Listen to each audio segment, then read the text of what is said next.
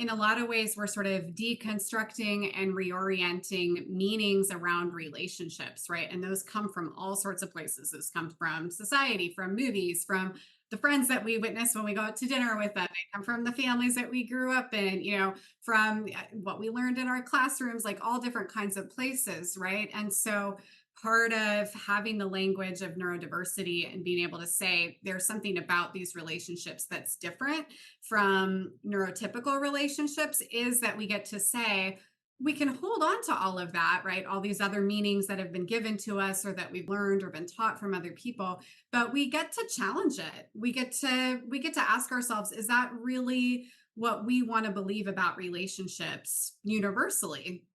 Or are there different meanings we want to make out of the relationship we have with each other?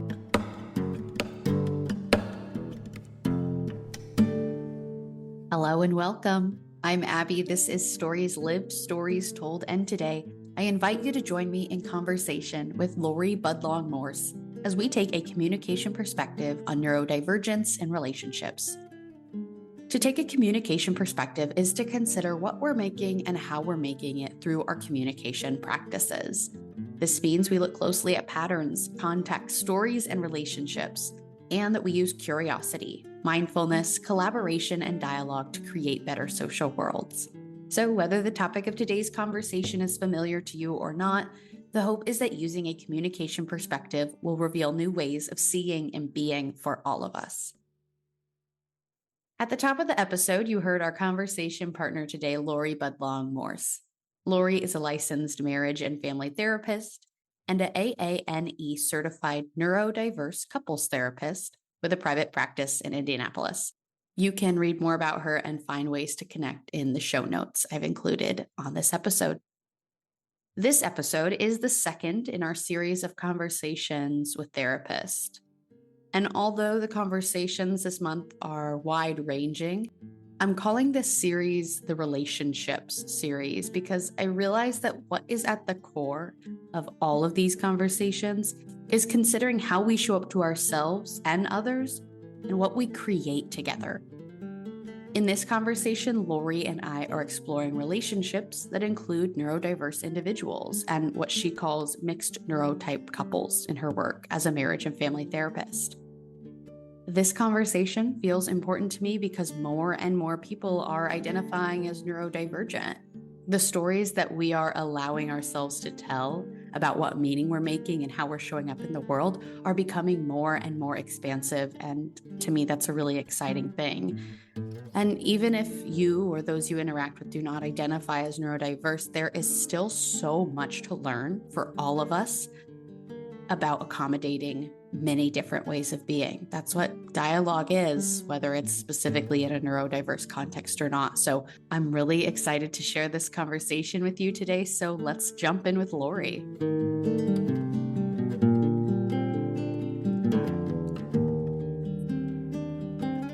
Hello, Laurie. Thank you so much for joining me for this conversation. I've so been looking forward to speaking with you.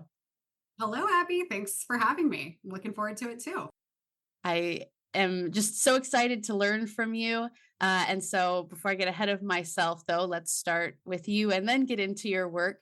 Can you introduce yourself? Tell us whatever parts of yourself you'd like to share that feel kind of relevant for this conversation today or feel like good context for us to know you.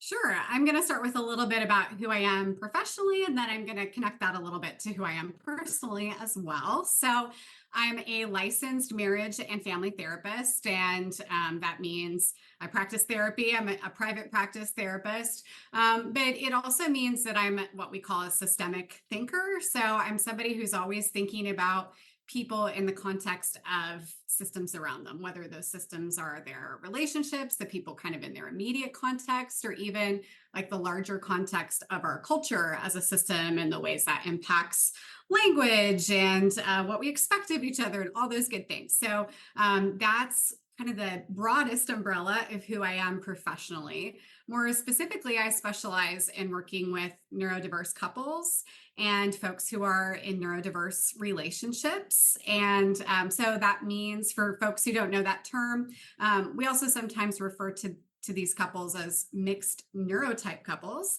So it's couples where one partner, or maybe even both partners, either has ADHD or is autistic or some combination of both. Sometimes we've got OCD thrown in there too, some other neurological pieces. So that's really the focus of who I am professionally. And then personally, there's so many different pieces here, but the pieces I want to emphasize is that I grew up in a neurodiverse family. So there was both autism and ADHD present in the family that I grew up in. And then I've created a neurodiverse family of my own. I have a spouse with ADHD and a child with ADHD.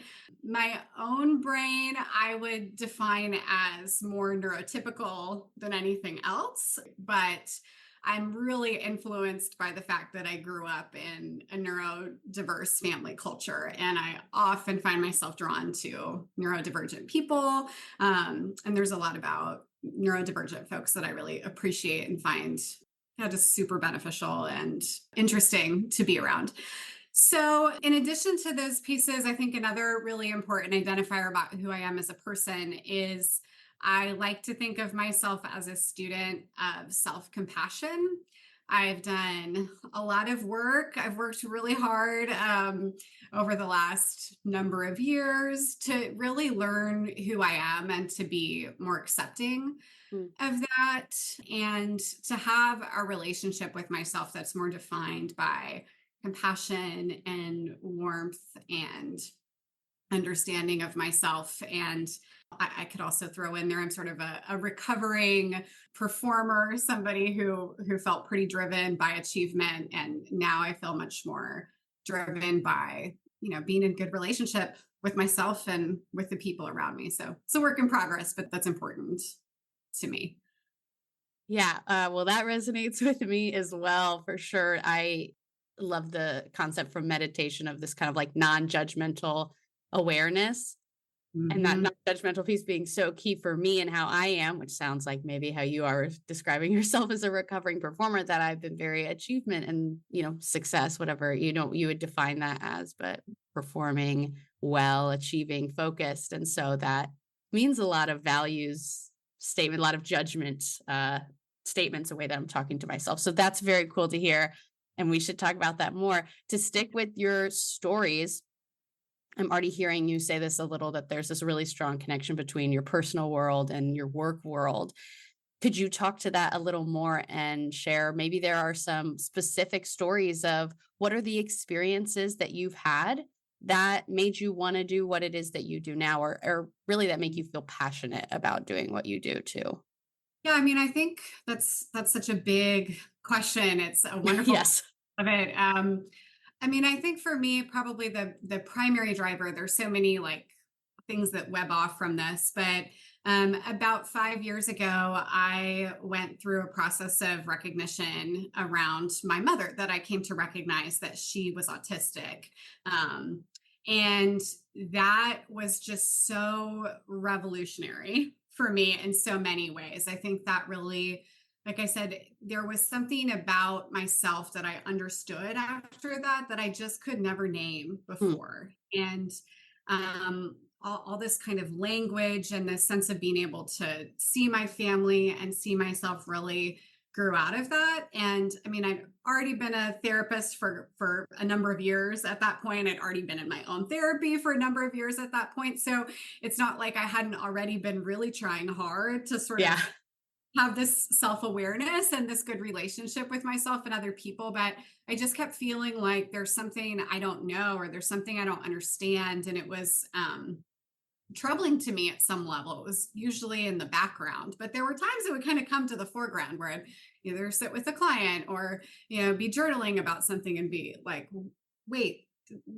how come what they're saying doesn't fit anywhere in my experience? Or like, how come when I go to describe my own experience, even in like the privacy of my journal writing, I still feel like I'm struggling to believe myself or to know what I really mean. So that whole journey was just so really freeing for me.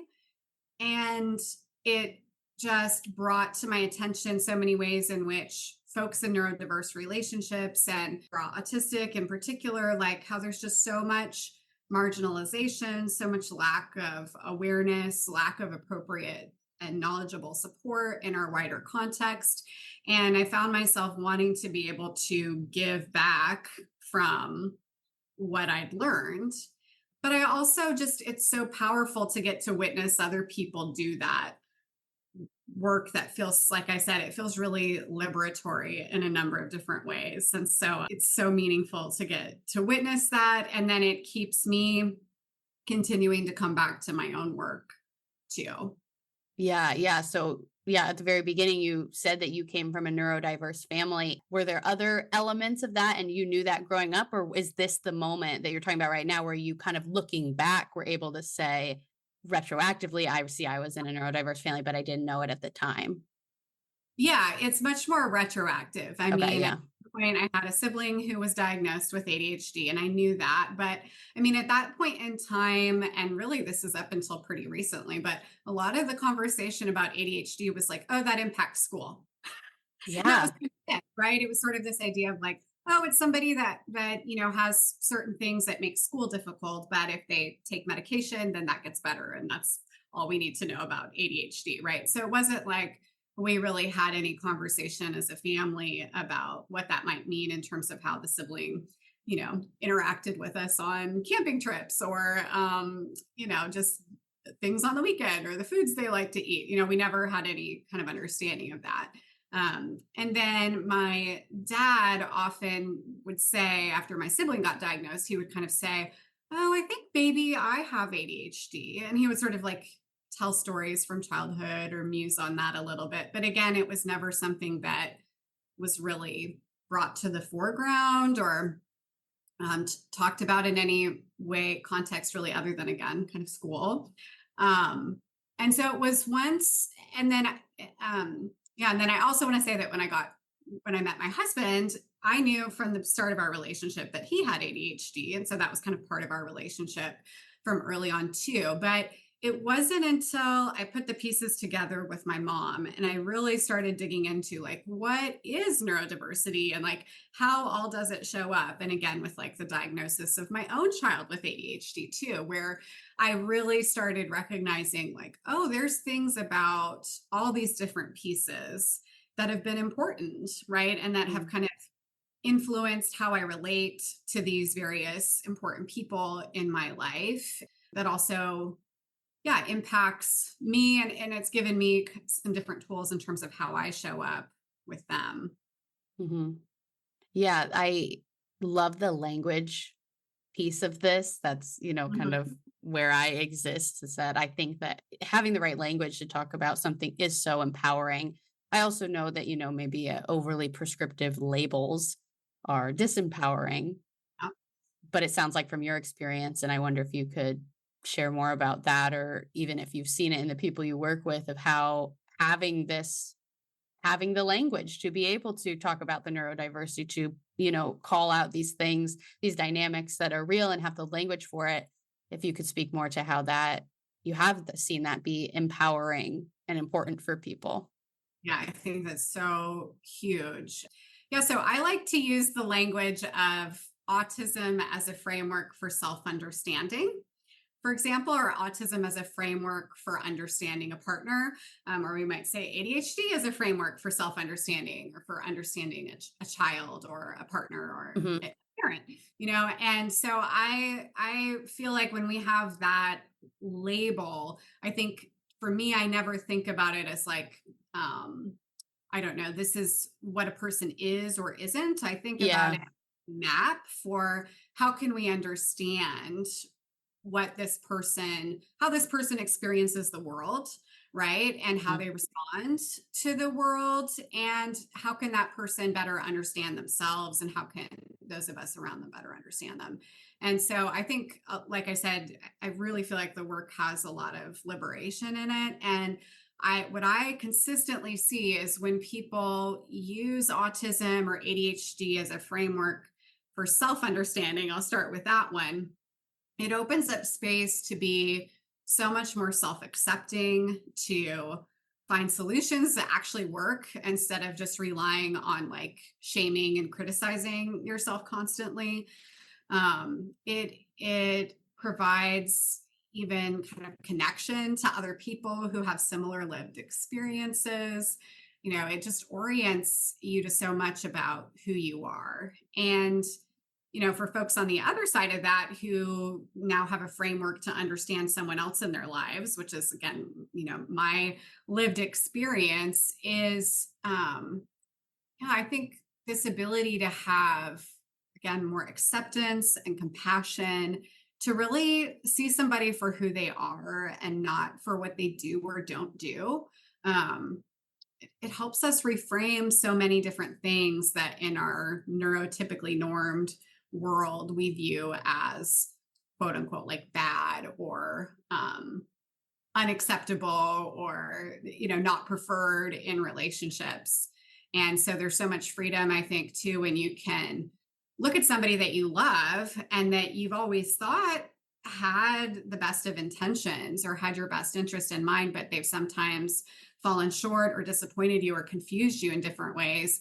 And when you can understand who they really are in the context of their neurotype, it's so much easier just to see that care and that love, and that some of those actions or inactions are really about the way their brain works and not about how they feel about you. Yeah. Yeah, you said it right at the beginning there and then brought it up at the end of what I'd say a kind of like non-pathologizing is Yeah. important. It's not who you are, or this is, it is, maybe more of like a function. Like you said, it's just about how people's brains relate to the world. And there's not this is the right way and this is the wrong way. This is a good way. This is a bad way. It's just all different ways. And that language makes so much sense to me because part of, the communication theory that my work is rooted in, CMM, is about the meaning making.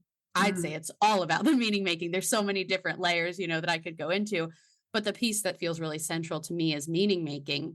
And I think it's because in my mind, having that as kind of like a framework, like you're saying, kind of offering it in that same way, if you can start to see meaning as something that's socially constructed, if you can start to see yourself as someone who gets to make meaning, and if you can start to grow more comfortable or confident in navigating the differences in meaning, then I think those are all such great tools for overcoming or avoiding problems that crop up in relationships, not maybe because someone is right or wrong or someone is being mean or something, but truly we are making meaning differently.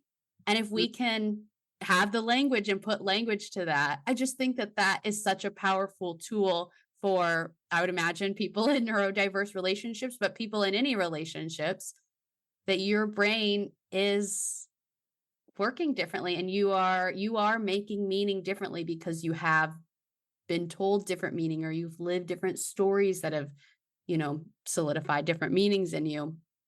And so that's maybe the non-pathologizing labels or language, that's what's empowering, because Yeah. it validates, says there are many different ways of being, and we can all coexist and we can learn from each other and we can seek to understand each other with curiosity. And so the goal is not, oh God, there's so many ways of being, we need to whittle it down to one so we're all comfortable. It's okay, how do we get comfortable in the many ways of being and kind of existing in that tension?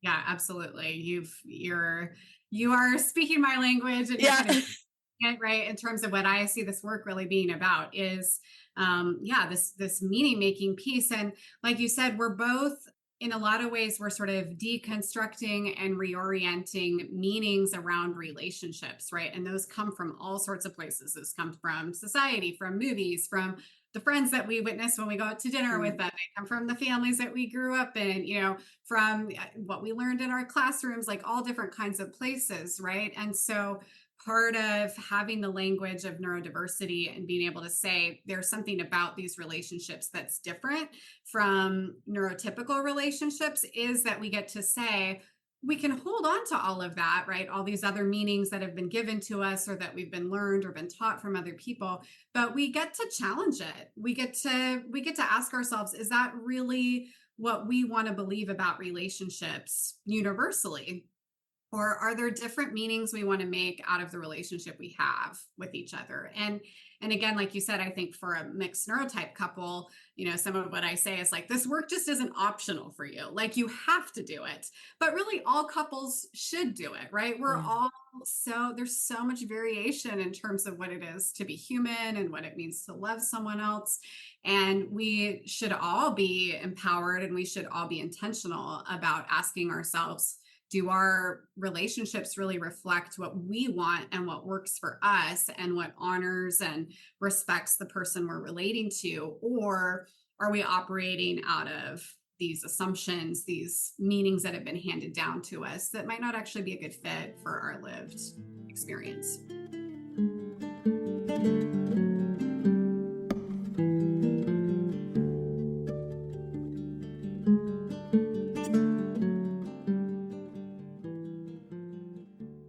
It makes sense that you say this is not optional work if you're in a mixed neurotype relationship. And it makes me think that, like I said earlier, like your work is so expansive in that numbers wise, I would think at some point, all of us are going to have some kind of relationship or at least interaction with neurodiverse other individuals. And so it's kind of like, yeah, if you can have this framework, regardless of if your closest people are neurodiverse or not, it's still going to serve you well. So I'm curious, we've kind of talked about these like overarching themes and hopes for the work that you do. Can you share a little bit more about what is actually at the heart of the work that you do, and what does it look like? Because this is something that I'm not familiar. I'm familiar with therapy generally, but I'm curious to know specifically how you go about your work.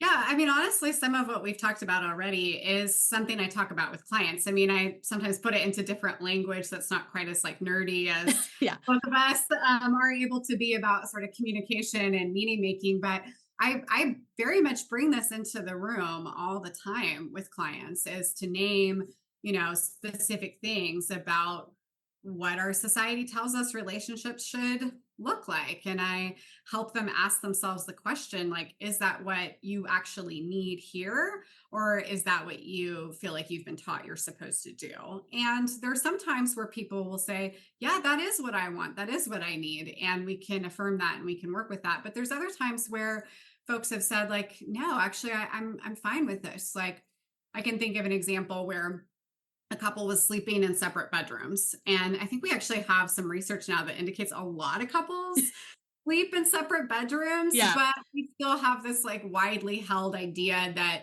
if you're in a partnered relationship and you're sleeping in separate rooms on a regular basis, that there's something wrong with your relationship. And being able to explicitly call out, like, that's a choice you can make, and it's a choice that plenty of people make, and that's okay. And what do you really want here? Allowed somebody to recognize, like, oh, I've been thinking about this as a problem and thinking we needed to fix it, but when I stop and think about it, I actually like this. Yeah. Like, this works fine for me. Yeah. I love that. It makes so much sense through the meaning making kind of framework. And like you called out there, really questioning, well, what are the stories? What's the meaning that's been handed down to me Yeah. through whoever, family, society, peers, whatever.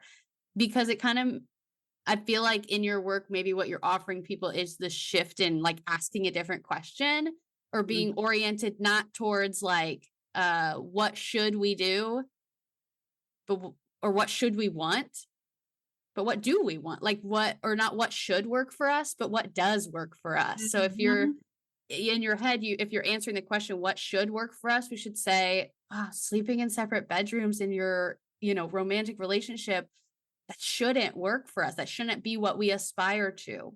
But if the question becomes, well, does it work for you? Like seems like your work is kind of like taking away that extra, I don't know, burden of the should. Yeah.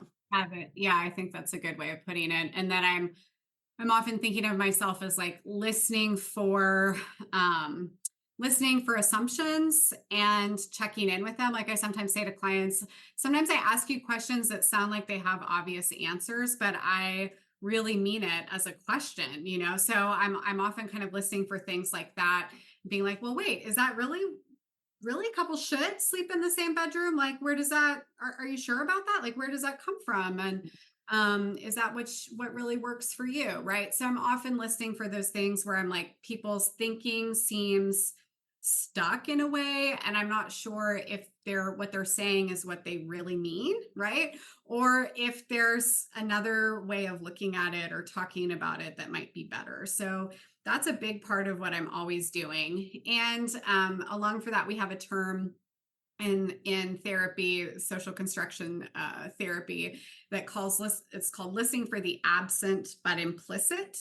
Right. So often when we're talking, and I'm sure maybe somebody's listening to our conversation right now and they're thinking, oh, there's something that you guys aren't saying, but it's implied somehow. Right. We often do this. We're always choosing what to say and what not to say. So that's another piece of meaning making, is I'm often listening for like, what aren't you saying that maybe needs to be said directly or asked directly? And again, that's often getting at some of those assumptions. But sometimes it's just getting at things that couples have learned not to say to each other or have learned they can't talk about, and giving them an opportunity to practice talking about that with someone and to find, oh, wait, we can name this directly. And now there's some more space that's opening up in terms of what else we can talk about or what kinds of solutions about this we can come up with. Yeah. Yeah. That makes me go back to CMM in that there's, again, this could be my communication nerd coming out, but there's a model within CMM that's called the loop model. And that's L and then 5 U's and then 2 T's. And again, this is, that kind of like nerdy language, but it is also like applicable in real life. And so I do like to share it, that the L stands for lived stories. And then the last T is the told stories. That's where the name of the podcast comes from, is stories lived, stories told. And then the other T is storytelling, the act of storytelling. And then the U's, which really could be infinite, represent all these other kinds of stories that are untold, stories that are unheard, stories that are untellable, stories that are unknown, and stories that are undigested. Those are the 5 that are kind of canon right now, but again, could go on forever. And that's what I was hearing in what you're saying, is that what are the untold stories or the unknown or the unheard, which, seem like kind of slight differences, but really do make, if you truly don't know that a story exists, or if you're not, maybe someone else is trying to say something to you, but you're not really hearing it, or if you have an untold story in yourself, or thinking kind of like your systems thinking, you've talked about social construction. What are the stories that have not been told to me? And I think it's so important for, as we see ourselves, in that like social constructionist light, as participants in our social world with choices to make things happen for ourselves, when it maybe like it's about this like awareness as a first step, because if you can become aware of all the kinds of stories in the world and that you encounter, like you said, then you can get in the practice of asking that question, which is not just a practice for if you're a therapist. In any of your relationships, you can say, what are the untold stories? Yeah. Or that question you asked, what's not being said here? Yeah. And I think, I'm kind of picturing this like the lived stories, all the untold things, unknown things, and then like the told stories, right? And I think a lot of times for folks in these mixed neurotype relationships, like the gap between the lived and the told is like really wide, because you're coming from this kind of marginalization in society in a lot of ways. But I think also because for so many of these couples, neurodiversity wasn't identified at the start of their relationship. Like many times the couples that I'm working with, like they've been together for years, even decades, and they're just now kind of coming to this framework. And so when you don't have an accurate map, it's so hard to tell the story about what you're actually living, right? You're just sort of grabbing onto whatever you can find to tell the story, and it might be close enough, but it's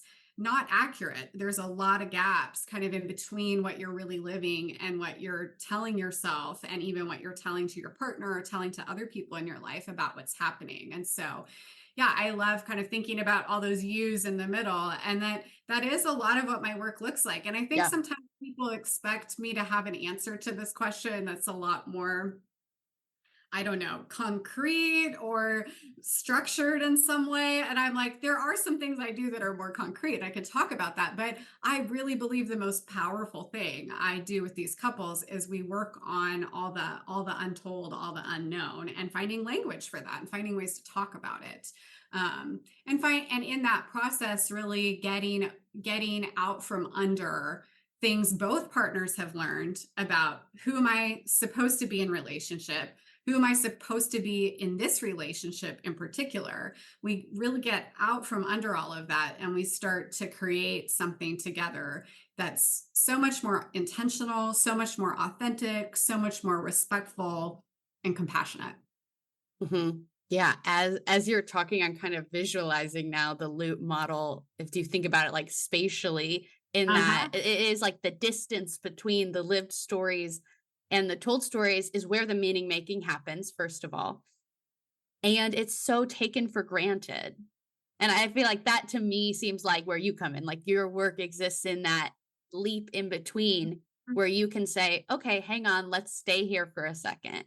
And that, Mhm. because I imagine that that's the heart of, just misunderstandings in relationship is different meaning making that's not explicit. Because Yeah. if I take for granted, well, I just assume you're making the same meaning as me. So Mhm. why in the world would you act like that? But if you Mhm. can say, oh, I'm making meaning in this way, this is what this action or this moment means to me. And this is why I'm reacting in this way. And then I can say, Mhm. oh, this is what it means to me. And this is why I'm reacting in this way. And again, it's not, okay, well, you're wrong and I'm right. Mhm. But okay, so how do we meet each other from these two different meanings that we've made?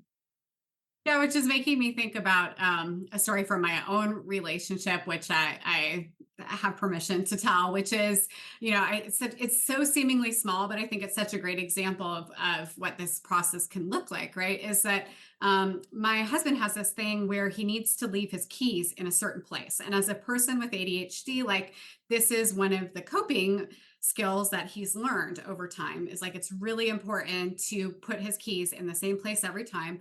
Otherwise, it makes it like that much harder to leave the house. It just throws everything off for his brain if he can't just grab the keys from the place where they belong. Well, for so many years in our marriage, I am not a person who puts the keys in the same place. In fact, like my daughter, when she was really young, once like role play was like playing leaving the house and was like pretending, oh, where are my keys? Like was like part of the game of leaving the house. And so like that's who I am, right? And that's how I deal with my keys. And that's just what works for me in my life. I mean, I am often looking for my keys, but it doesn't bother me. It's easier for me to look for the keys than to make sure I put them in the same place every time. It's just Mhm. better for me. So for the longest time, I couldn't understand like what was so problematic about where I put the keys. Like there are so many things that I do well and am helpful in so many different ways as a spouse. Like why is this one thing like so just like difficult for my husband when I don't remember to do it? And it wasn't until I'd done more of this like neurodiversity work where I finally was like, oh, I really see that now, right? And he told me that before. He tried to explain to me before what made that important, but it wasn't until I really had this deeper understanding of neurodiversity and could build a better map of his experience that I really got like, oh, that's why this is so important to him, right?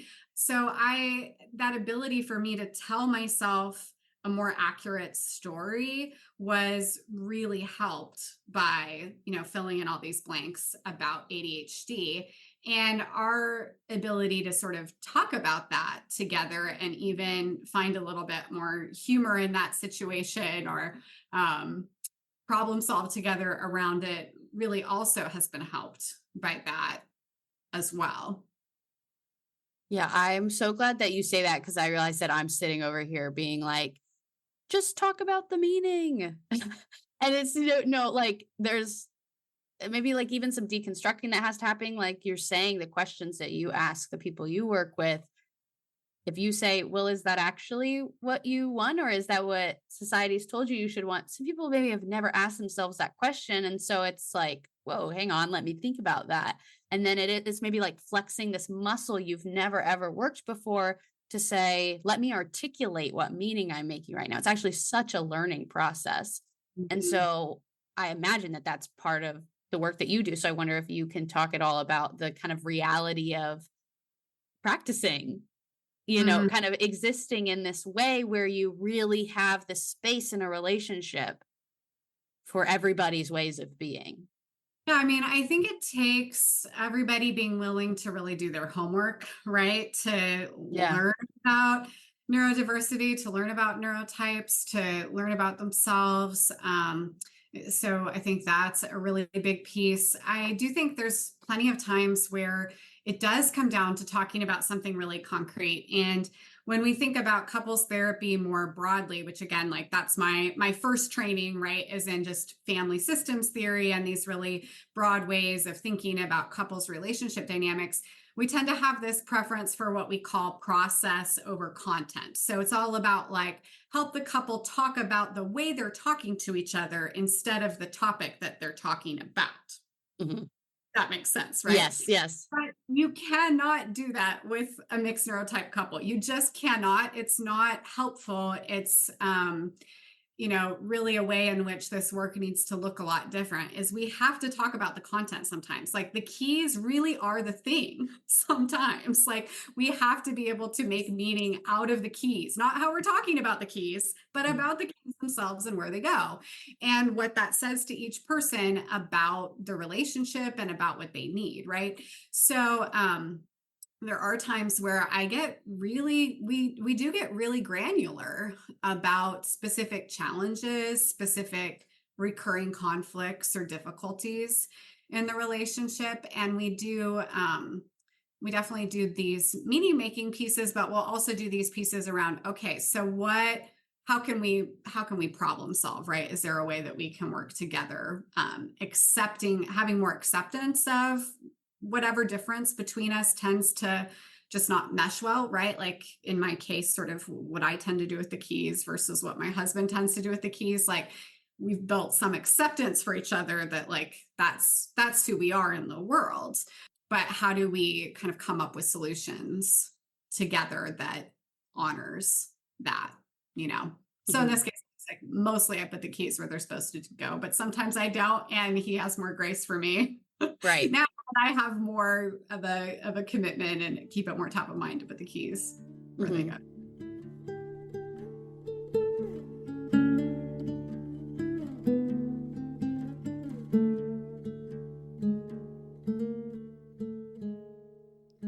Curiosity is probably really integral to this, curiosity and an orientation toward understanding. Because again, for example, maybe the people you work with, it's really not, okay, somebody's right and somebody's wrong in this situation. But it could feel like that's what it's about when people Mhm. function differently and aren't trying or aren't just aren't Mhm. equipped, don't have the tools to really try to understand the person. Like you said, your husband told you, I need the keys here. And sometimes it's still hard to understand that if you don't have other language around it or contextualize it maybe in the ADHD or whatever else has mattered for you in that exact situation. It's definitely important and helping couples practice. Like there's often times where I'll say, "Oh, it sounds like you have a question about that." And they'll be like, "No, no." Like, "Okay, can you come up with a question about that for your partner?" I'm like, "Oh, okay." And sometimes it takes a minute, but kind of that practice of noticing when you're making a leap or when you've come to a conclusion and slowing down and checking in with your partner instead, right? Which again is a skill we all need to be practicing. It's so easy to get ahead of ourselves and to come to conclusions, but when we can slow down and ask a question and get curious, and that curiosity has to extend to ourselves too, like about, wait, why is this important to me? Because I find that there's plenty of times where folks haven't been curious enough with themselves, Hmm. or if that makes Yeah. sense. Yeah, absolutely. So sometimes it's curiosity about, well, wait, why do I really want this in the relationship? Why do I keep telling my partner to do this? Why do I keep, feeling down when this doesn't happen in the relationship? But also like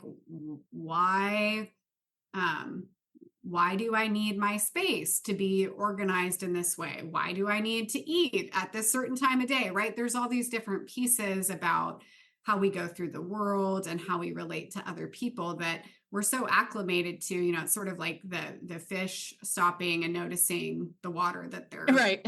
swimming in. It's hard to get it's hard to really look at what we're immersed in every day. But when we can bring our curiosity to ourselves too, that really helps us be curious with our partners. And also, again, to tell stories, to get back to your tea, right? To be able Right. to tell stories about things that our partner actually really needs to know and understand about who we are. I think what's sticking out to me is this, you talked about early on the framework for self-understanding and the framework.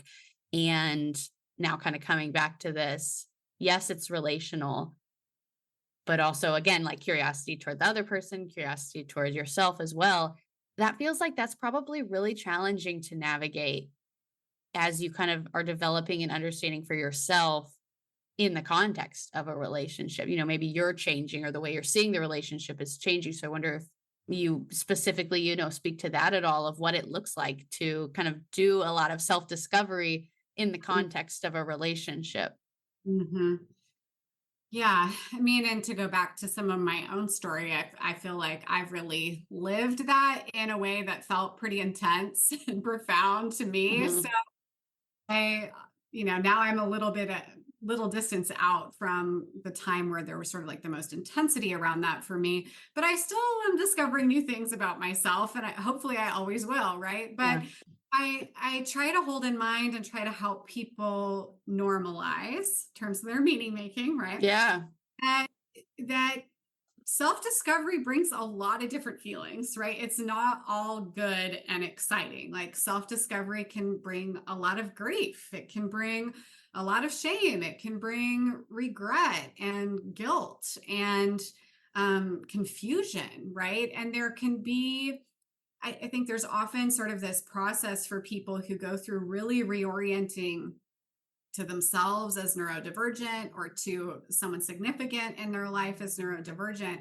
There's often this kind of roller coaster process that I feel like I've witnessed and lived my own versions of, where, there's times where it's like, whoa, I'm like something, I'm like at the top of a mountain and this is like gorgeous. It's so exciting up here. And there's all this space and I'm so hopeful.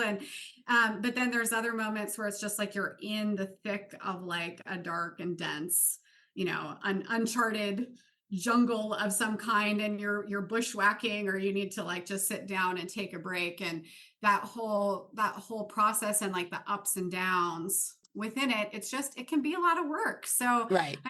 I say things like get rest, drink water, keep eating, find people that you can really lean on during this time. And so sometimes that means helping people find support groups or online spaces, but sometimes it means just helping people identify like who are the people in my life already that are really the safe people and the people who I can trust the most to talk about things as I go through this. Sometimes it means helping them get an individual therapist, journaling, walking, all those kinds of exercise, all those kinds of things that are good for us become especially important, I think, when we're navigating a lot of self-discovery and a lot of like reorienting to something in the world around us. And that's also too where I like to bring in that self-compassion. As I mentioned, that's been a big part of my journey of really just helping people stop. And I always like to put a hand on my heart. I feel like that's just to me where I can slow down and notice myself and Mhm. connect with myself, but really just to stop and say like, wow, this is a lot that I'm going through, or wow, I have so much grief that I didn't know this sooner, or I have so much grief about missed opportunities, or so much shame and guilt about treated my partner when I didn't understand this. And when we can pause and acknowledge there's suffering here, there's pain here, um, and then we can remind ourselves like this is part of life. We call it common humanity and self-compassion. This is part Mm, of life. Other people go through this. It doesn't mean it's not painful, but there's nothing wrong with us for feeling this way. We're humans in a messy world figuring out something new about ourselves. And then, the third part of that self-compassion practice is saying, how can I be kind to myself? So sometimes that means just being able to say a kind word or phrase. But sometimes that means saying, I'm going to binge a show on Netflix in bed tonight because I've got nothing left, given how mhm, hard I've been working mentally and emotionally and relationally. mhm. Yeah, yeah, that self-kindness piece does feel really important. And I, as you're talking, realize that maybe where I asked that question comes from that a lot of self-discovery or growth for an individual happening in the context of a relationship seems like that could feel like a really scary thing or really unsettling if you're doing deconstructing, if you're relating to things differently. You want to have a relationship that's resilient and flexible enough to have space for that. And it takes me back to this idea that feels important for me that, when I talk about communication, still for so many people there's this kind of outdated understanding that's based in what we call the transmission model, and that's person A talks at person B, and what's said, that's the communication. And there it Uh-huh. is. And it's like, no, there's so much more going on. And, it's not just what was said, it's also how it was said. But I don't even want to stop there. I'm like, it's so much more. Like, if you're person B in that situation, for instance, you're contributing to the communication as well, because how are you listening, and what Mm. kind of patterns are you creating? What kind of stories are you telling in the interaction? So I'm so cognizant of how we create, again, social Mhm. constructionist perspective. We're the curious participants in the world. We have choices and personal power to an extent. And so, how do we create the kind of relationships too that are resilient and flexible enough for us to grow and change and deconstruct and reconstruct what we need to? Because I think that that feels really important to me, that that's like a lifelong thing of understanding yourself in Yeah. ever, changing ways. And so if you can create relationships, again, whether you identify as someone that is neurodivergent or not, that feels like such an important tool. Right, which makes me think about you're making me think about like a number of different pieces. And I mean, I think one of those is I've heard this stories told so often from clients, and I get where it comes from because I see it all the time out in the world too. Is I think we have this idea that we have to know ourselves before we can be in a relationship. And I'm always like, I'm sorry, that doesn't happen. Like Yeah. that's an illusion. There's always more to discover about ourselves. We're never going to arrive there. And if we wait until we've arrived there to be in a relationship, it's never going to happen. Like the experience of being in a relationship is inherently always also an experience of self-discovery, and we have to Yeah. get comfortable with doing both at the same time. And Hmm. I think part of that, getting comfortable with both is like challenging that narrative, right? Saying it's okay to be figuring yourself out 20 years into a marriage. Like that's okay. People do that. It happens. It's again part of being human. It's part of life.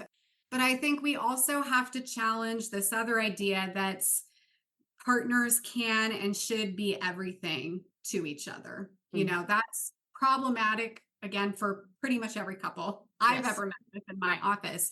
It's definitely problematic for mixed neurotype couples and for folks who are having to like reorient to themselves and their relationship. You are not going to be able to be each other's only person through that. And there's going to be times where one or both of you have to kind of be in your own corners, doing your own work, grieving in your own ways. I didn't mention anger, right? Having your own anger that might need to come up. And so, again, that's something I try to name and really talk about directly with couples is like, when you're doing this work, sometimes it looks like you're going in different directions, but it's part of the process of being able to come back together. And um, that's okay. It's hard. It doesn't feel great, especially a lot of times these couples have kids. Some of those kids are neurodivergent. So there's a lot of demands right outside of just the work and the relationship. So yeah, I mean, I think just a lot of acceptance of like relationships don't always feel stable. We don't always feel stable. Again, how do we find things that work for us within that instead of trying to make that not be true? Hmm. Yeah, it's cool to be putting all these pieces together to kind of create a whole picture of what the work that you do is really about.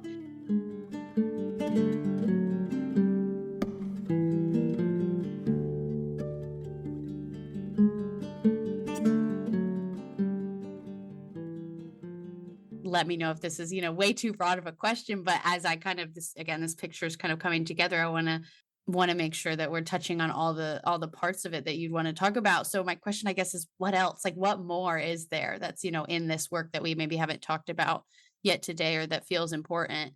And especially I'm interested in this emphasis on that this is not just work for couples who are in mixed neurotype relationships, but what are some of those other tools that we maybe haven't talked about, or orientations, or any of it else that you would want to talk about from your work today?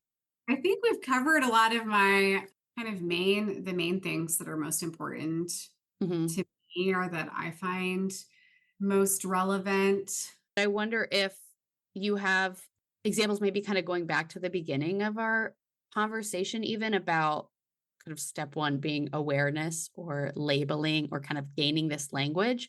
I wonder if there's people that are listening who this is maybe new for them, and they're Mhm. maybe still in that kind of like, well, I don't trying to recognize stage. And so I wonder if you have any stories from that kind of moment of what are some of the things that you could look out for?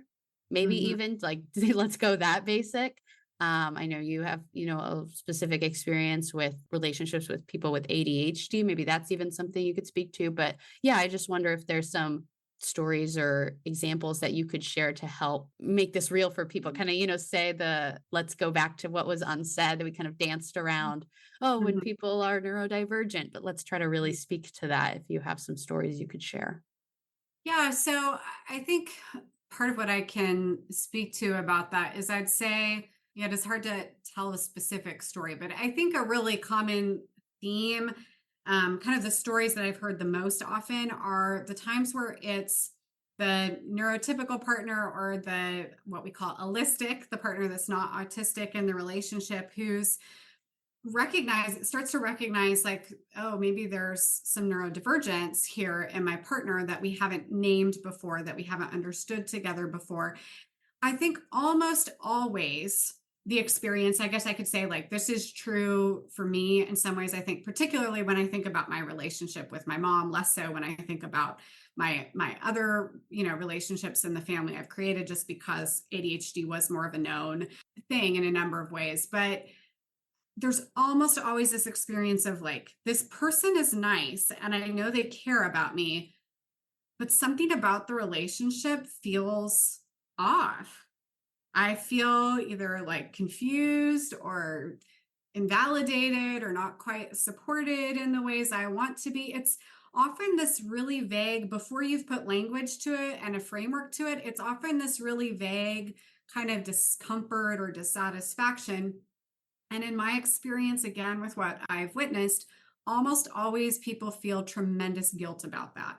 There's Hmm. a sense of like, what's wrong with me that I feel like something's, off, or there's something I'm not understanding in this relationship when this person is outwardly nice and lots of people seem to think they're a great spouse or partner. Like, what is wrong with me that I'm questioning this? So I would say to people who are listening to this, like, if that's a feeling that you have, like, please, please, please start doing a little digging into neurodiversity and see what that can open up. Because again, to go to those like untold stories, like that's such uh it's such a um I'm struggling again with language, right? It's a really difficult place to be because it really challenges your ability to trust yourself. Again, to go back to my own story and just having this nagging feeling of something's not quite understood here,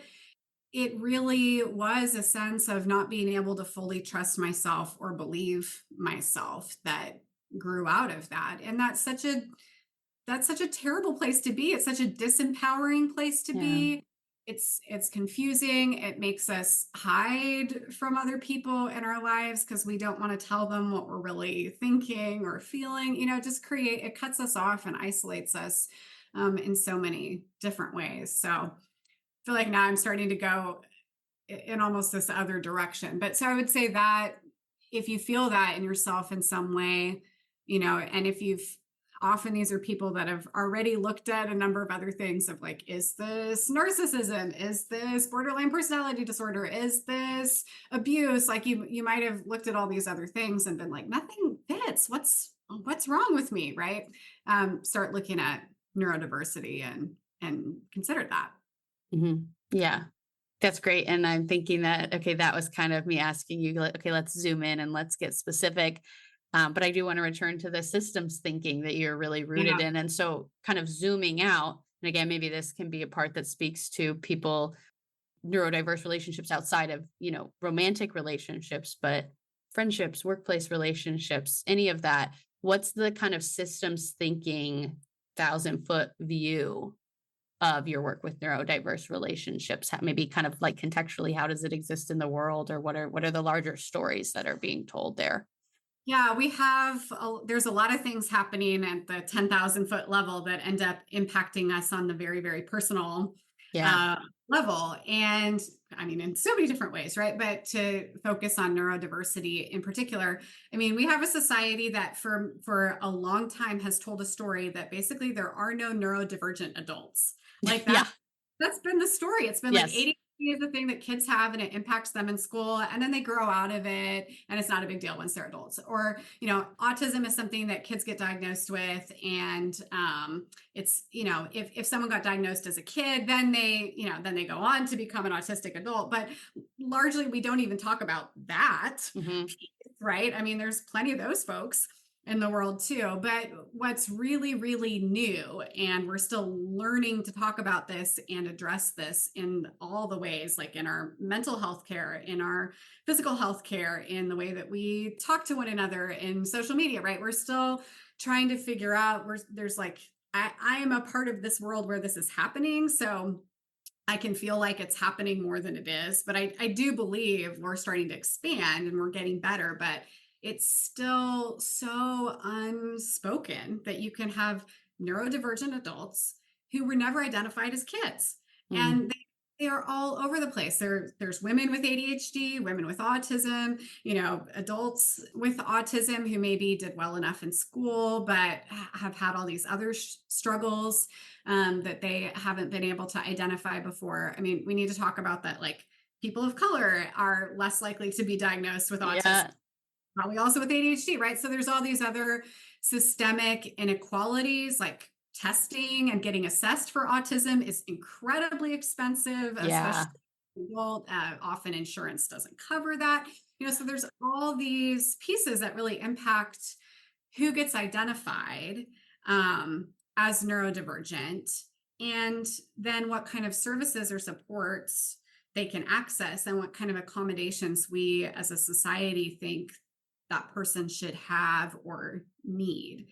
Um, so I often kind of think about if you're in a mixed neurotype relationship with someone who's a late identified, that's the term we tend to use, like a late identified adult who's either autistic or has ADHD, like that is somebody who spent their whole life probably getting criticized, getting rejected, shaming themselves, like finding ways to make themselves do things that were horribly uncomfortable or really, really difficult for them. I mean, that's somebody whose whole experience of themselves has been really convoluted and messed up by the way the whole world treated them.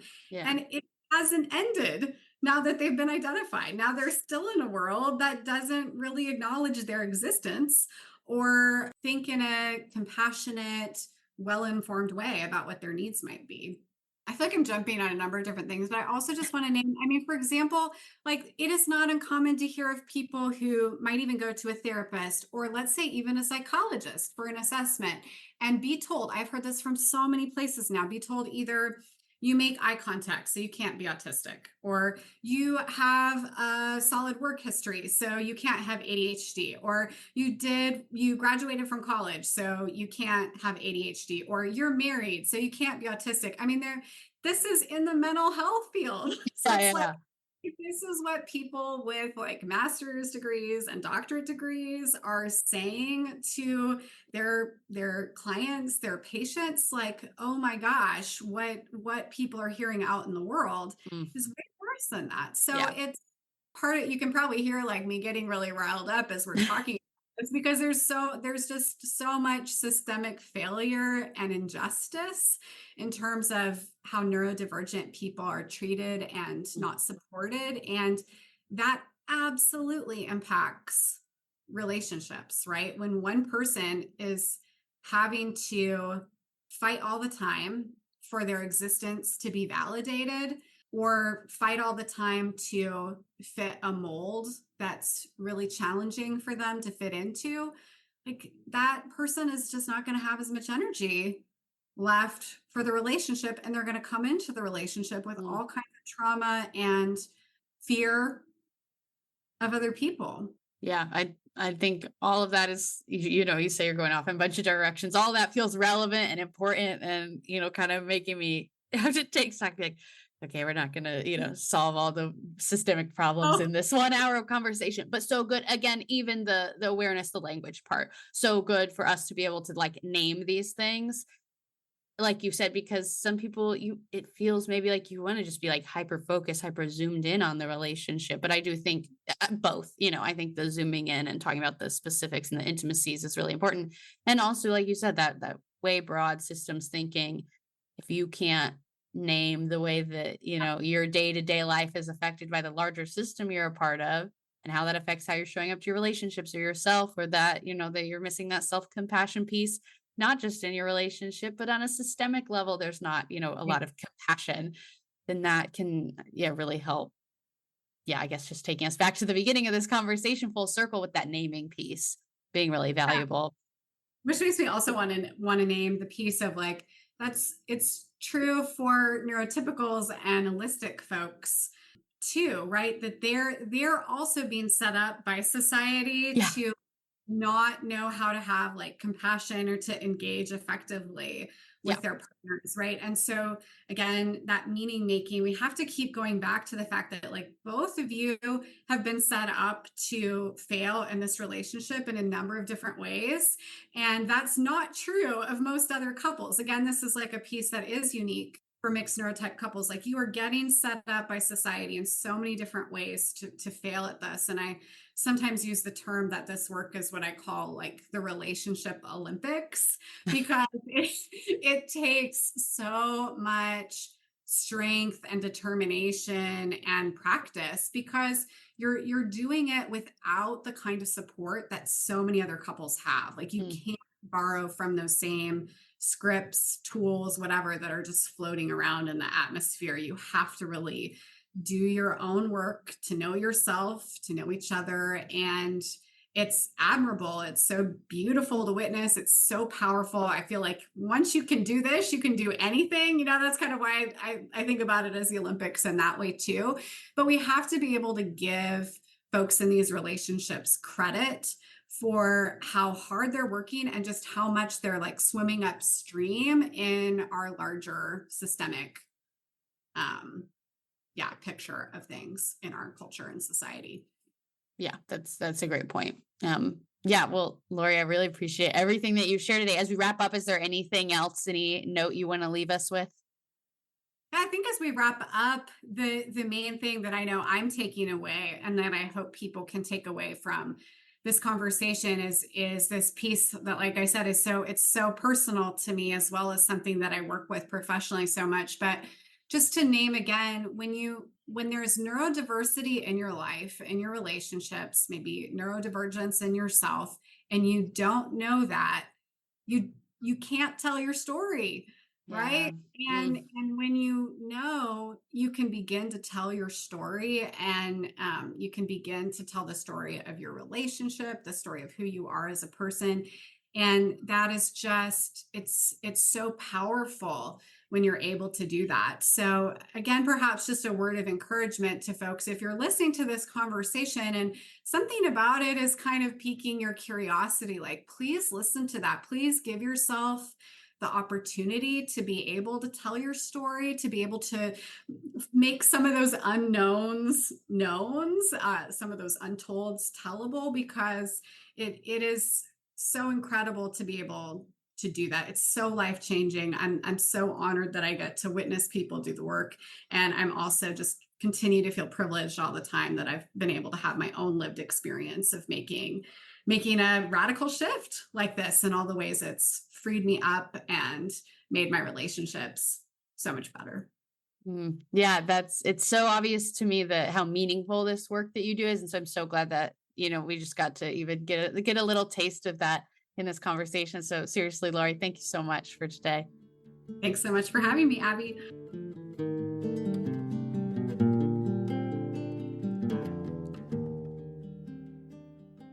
Okay, that is all for our conversation with Laurie. As you know, I like to offer some questions to reflect on at the end of each episode. This acts as a next turn, so the conversation doesn't stop just because the episode does. Today, the questions I would have you think about are pretty simple, but really important ones. And they are, where in your relationships can you name the meaning you are making?